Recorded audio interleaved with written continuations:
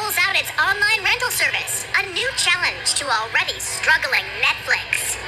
When word came out about Blockbuster Online, Hastings opened his laptop to take a look. He shook his head and chuckled to himself. Wow, this is a shaggy dog of a website. I can do better than this sitting at any cafe in the world just using my laptop. But he had underestimated Antioco. Or maybe he had overestimated his own hand. In truth, they had both miscalculated. The search for each other's jugular would become an acquired taste. Hastings had worked obsessively on the code for Netflix's powerful algorithms that track web visitors' every movement and preference, amassing an unmatched treasure trove of information. Despite the supremacy of this powerful data-sucking engine, Hastings would eventually learn that Netflix was a shakier vessel than he realized.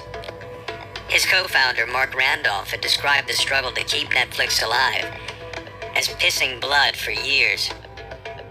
Hastings paced the house alone, waiting for Antioco. Whether the Netflix gurus had struggled for nothing hinged on the outcome of this meeting. First, he would get Antioco to admit what Netflix's data showed, that Blockbuster was going broke trying to kill Netflix with its new Total Access program. See, Total Access let Blockbuster Online subscribers return their DVDs to any of Blockbuster's 7,000 American stores and rent a new movie immediately. Netflix just couldn't match that kind of convenience. But Hastings knew Antioco's pressure point. Actually, Blockbuster was losing money on every transaction.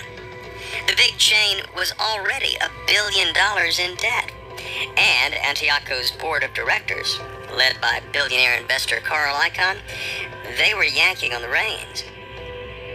Hastings had to swallow his pride and beg Antioco to sell him Blockbuster Online, or both companies would die in a slow murder-suicide. Surely Antioco would get this.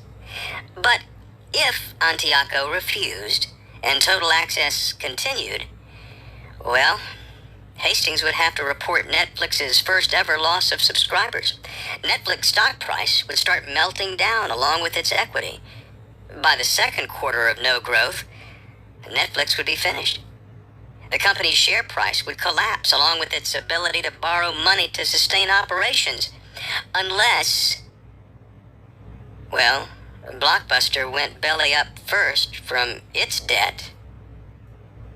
And so, as he waited for Antioco to arrive, Hastings reflected on the fact that he had repeatedly and publicly dismissed Blockbuster as technologically inept.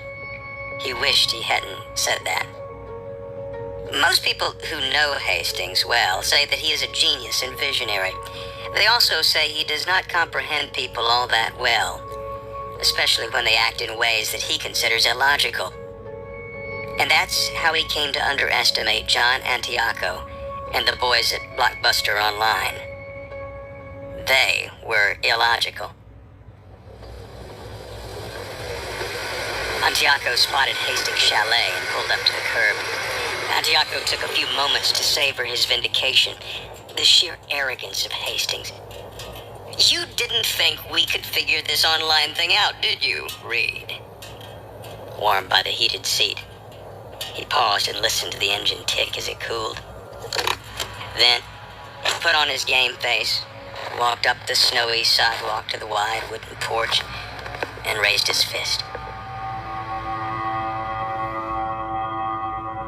John Antioco had been through 2 years of hell. He had waited for 7 years for Viacom to split off Blockbuster as a public company in 2004 so he could run it the way he wanted. Video stores were dying and Antioco knew it. Once Viacom cut him loose, he needed to catch Netflix, reduce the number of video rental stores and late fees, and move into digital delivery before the $8 billion industry shrank to nothing. To do all that,